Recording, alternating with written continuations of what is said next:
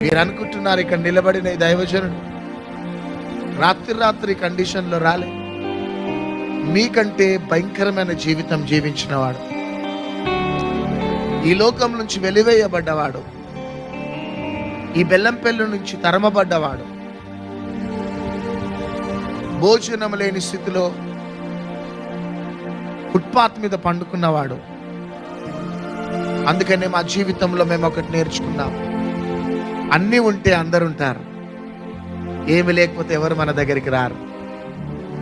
డబ్బు, ఆస్తి, సంపద, పేరు, ప్రఖ్యాతలు ఉంటే అందరూ మన దగ్గరికి వస్తారు, మనతోని సెల్ఫీలు దిగుతారు, ఫోటోలు దిగుతారు.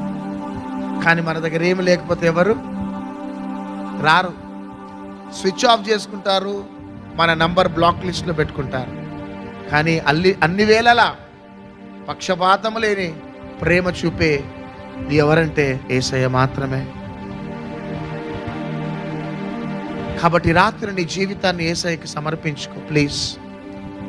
ఈ రాత్రి యేసయ్య నువ్వు నాకు కావాలి, యేసయ్య నా జీవితాన్ని, నా కుటుంబాన్ని నేను నీకు అర్పిస్తున్నాను, నువ్వు దేవుడవని నేను నమ్ముతున్నాను ప్రభువా.